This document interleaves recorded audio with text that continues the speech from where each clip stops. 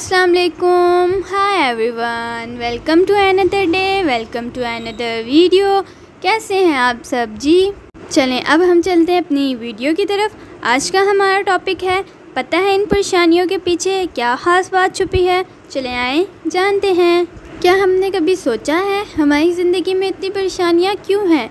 एक परेशानी टलती नहीं है और दूसरी आ जाती है, तो हमें सोचना चाहिए ना कि इसमें हमारे लिए क्या पैगाम छुपा है।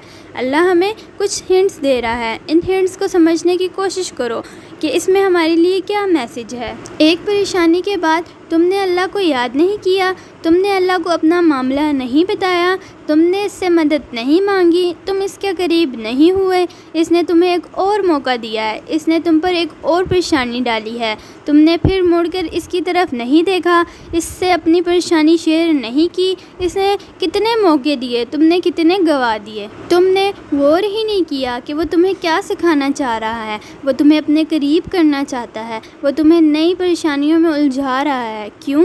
वो तुम्हें दुनिया से बदगुमान कर रहा है। क्यों?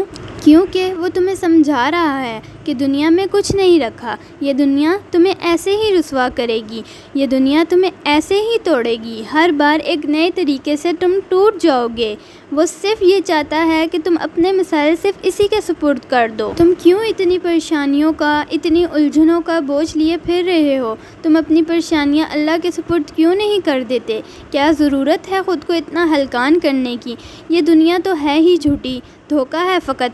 क्या करोगे इस दुनिया का? और तुम्हारे लिए इससे बड़ी खुशी और क्या होगी कि वो तुम्हें दुनिया का सुकून नहीं दे रहा, वो तुम्हें दुनिया में गुम नहीं होने दे रहा। तुम हास हो इसलिए तभी तो वो बार बार तुम्हें अपनी तरफ मतवज्जा करवा रहा है। वो बता रहा है कि इसने तुम्हें नहीं छोड़ा, पूरी दुनिया तुम्हें छोड़ सकती है, तुम्हारे दोस्त तुम्हें छोड़ सकते हैं, तुम्हारे माँ बाप तुम्हें छोड़ सकते हैं, लेकिन वो तुम्हें कभी नहीं छोड़ेगा। वो हर लम्हा तुम्हारे साथ है। वो जानता है कि तुम टूट चुके हो, वो जानता है तुम बहुत अकेले हो, वो जानता है कि सब के दिल भर गए हैं, सब तुमसे बेजार हो गए हैं, लेकिन वो तुमसे बेजार नहीं हुआ, वो एक पल के लिए भी तुमसे बेगाना नहीं हुआ। दिन गुजर रहे हैं, ज़िंदगी गुजर रही है और वो हर नए दिन के साथ तुम्हें पुकार रहा है, और तुम तो अभी भी दुनिया के लिए रो रहे हो। सोचो सब मिल जाए जो तुम चाहते हो, और अगर सुकून ही ना मिले, सब मिल जाने के बाद भी इस खालीपन को कैसे दूर करोगे?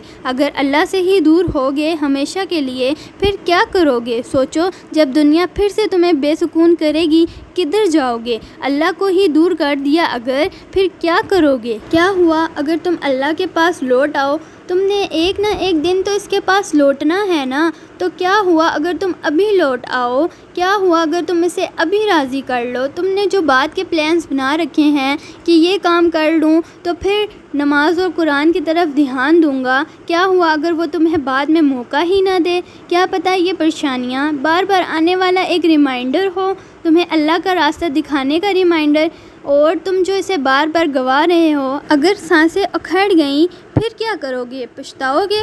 संभल जाओ, अभी सांसें चल रही हैं, संभल जाओ कि नहीं मालूम अगले ही पल क्या हो जाए। संभल जाओ, अभी के अभी कुछ नहीं कर सकते, अल्लाह ही को याद कर लो। अल्लाह को याद करने के लिए वक्त का सहारा क्यों ढूंढते हो?